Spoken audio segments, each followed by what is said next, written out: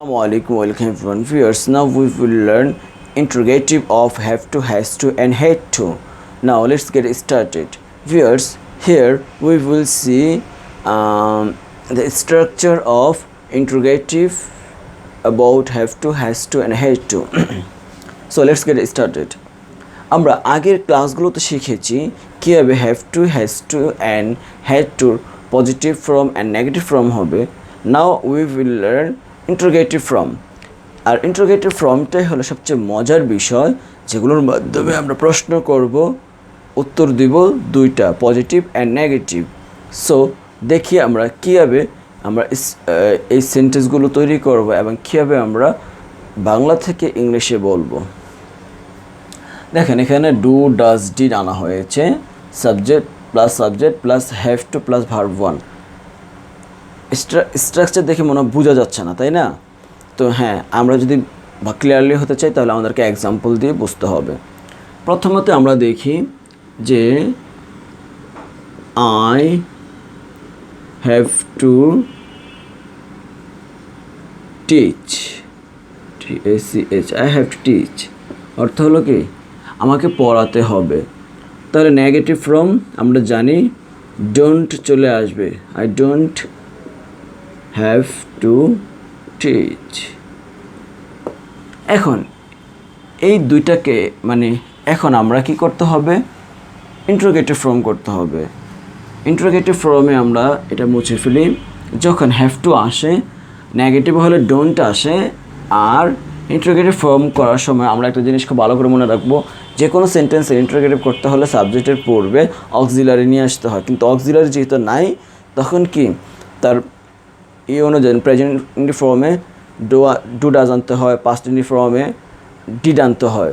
তো এই প্রেজেন্ট এবং পাস্ট মিল রেখে আমরা ডু, ডাজ অথবা ডিড নিয়ে আসবো। তো আমরা দেখি হ্যাভ টু, যদিও এটাকে দেখা যাচ্ছে যে ফিউচার নিয়ে কথা বলছে, যে আমাকে কাজটা করতে হবে, এখনও করিনি বা করি না বা করছি না, করতে হবে, ইমিডিয়েটলি করতে হবে, এখনই করতে হবে, এই ধরনের বোঝানো হচ্ছে। তখন এটা প্রেজেন্ট ফর্মে চলে আসে। আর যদি প্রেজেন্ট ফর্মে চলে আসে তাহলে আমরা এখানে ডু অথবা ডাজ ব্যবহার করব।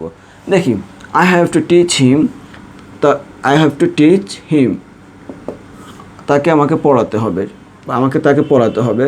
তাহলে আমরা দেখি এটাকে ইন্টারোগেটিভ কীভাবে হবে। কিন্তু হ্যাভ টু হলে আমরা ডু ব্যবহার করব। Do I have to teach, আমাকে কি পড়াতে হবে? প্রশ্ন করা হয়, আমাকে কি পড়াতে হবে? আমাকে কি যেতে হবে? Do I have to go. আমাকে কি শিখতে হবে? Do I have to learn. আমাকে ইংরেজিতে কথা বলতে হবে? Do I have to speak in English. আমাকে কি ইংরেজি বই পড়তে হবে? Do I have to read book, English book. আমাকে কি ইংরেজি নিউজ পেপার পড়তে হবে? Do I have to read news paper. Okay, so এইভাবে আমরা প্রশ্ন করব। তাহলে অ্যান্সার হবে কি দুইটা। কয়টা? দুইটা। দেখি কি হবে। Yes, yes I have to teach. No,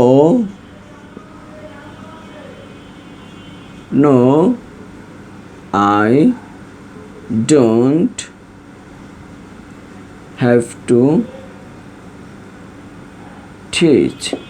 এখানে প্রশ্ন হচ্ছে কি do I have to teach, আমাকে কি পড়াতে হবে? আপনি প্রশ্ন করছেন, যদি অন্য কেউ আপনাকে উত্তর দেয় তখন কিন্তু আপনার আই বলতে হবে না।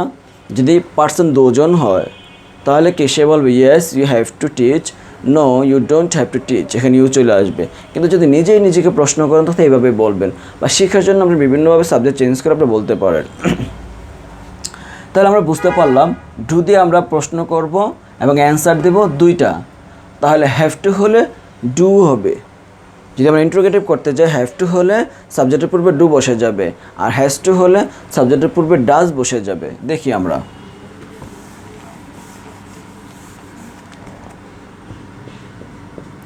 হি has to learn, LEARN, learn. তাহলে এখানে আমরা জানি নেগেটিভ ফর্ম হলে কি হয়, he doesn't have to learn.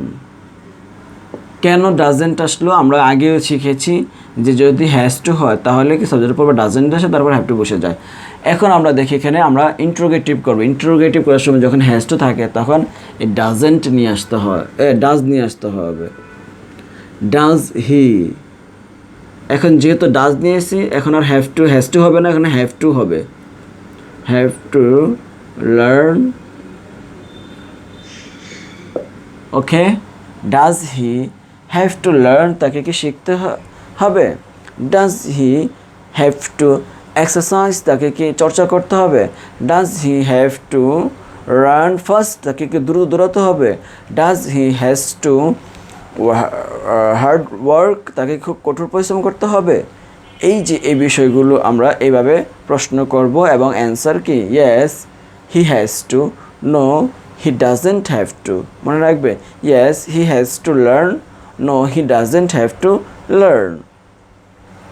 Last one আমরা দেখি যে ডিডের ব্যবহার। আমরা দেখি আই হ্যাড টু লার্ন, আমাকে শিখতে হয়েছিল, তাহলে আমাকে শিখতে হয়নি। I didn't have to learn. এখন এটাকে আমরা যদি ইন্ট্রোগেটিভ করতে যাই তাহলে ডিডেন্ট, হ্যাড টু থাকলে ডিড চলে আসবে, হ্যাড টু থাকলে ডিড চলে আসবে। ডিড আই হ্যাভ টু, এবং ডিড চলে আসার কারণে আর এই হ্যাড টু হবে না, চেঞ্জে কী হবে? এই হ্যাভ টু হবে। Have to learn, did I have to learn, আমাকে কি শিখতে হবে? Did I have to teach, আমাকে কি পড়াতে হবে? Did I have to show, আমাকে কি দেখাতে হবে? Did I have to see, আমাকে কি দেখতে হবে? এই যে এইভাবে আমরা সরি একটু মিস্টেক হয়েছে এখানে। Did I have to learn, আমাকে শিখতে হয়েছিল।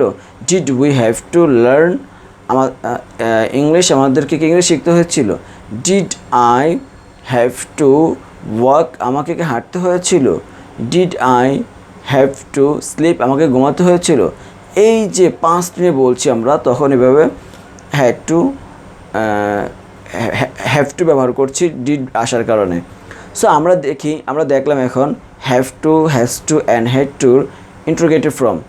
এখন এই have to, has to and had to দিয়ে আমরা টোটালভাবে একদম ক্লিয়ারলিভাবে আমরা কীভাবে প্রশ্ন করবো এবং উত্তর দেবো, এখন আমরা সেটাই শিখব।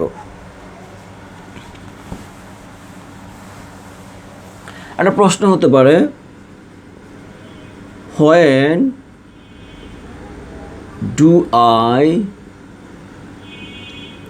have to go there? দেখছেন আমরা ওই ইন্ট্রোগেটিভের পূর্বে খালি when বসিয়ে দিয়েছি। when do I have to go there, আমাকে সেখানে কখন যেতে হবে প্রশ্ন করা হয়েছে।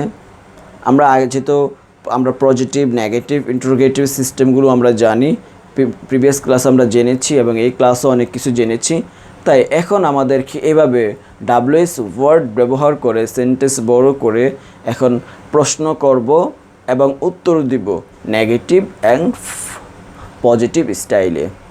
বন্ধুরা, যদি এইভাবে আপনারা প্রশ্ন করতে থাকেন এবং উত্তর দিতে থাকেন, প্র্যাকটিস করতে থাকেন, আমি বলতে পারি আপনাদের খুব সহজে খুব অল্প সময়ে কোনো কোচিং সেন্টারে না যেয়ে কারো হেল্প না নিয়ে শুধুমাত্র আমার এই ভিডিও ক্লাসের মাধ্যমে আপনারা একজন ভালো স্পিকার হতে পারবেন ইংরেজিতে। এই যে আমি একটা এক্সাম্পল দিয়েছি, অ্যান্সার আপনারা দিবেন। আরও দিচ্ছি আমি,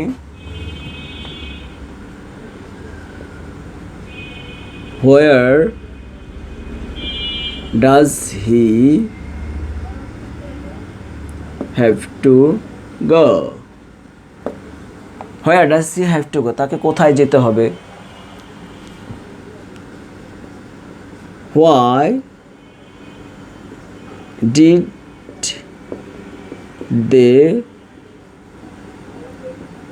have to go there? তাহলে why did they have to go there, কেন তাদেরকে সেখানে যেতে হয়েছিল? কারণ থাকতে পারে। এই কারণগুলো আপনারা বের করবেন, আপনারা উত্তর দিবেন এবং এই ভিডিও কমেন্ট বক্সে সেটার আপনার অ্যান্সার জানিয়ে দিবেন। I hope you understand about these classes, and I hope you are watching my previous classes. If you watch my previous classes, you can understand this class and you will understand my next classes. So I hope you are ready to be a good speaker, you are ready to learn English, you are ready to express yourself in English. My dear viewers, I hope you got it. See you in the next class. Allah Hafiz.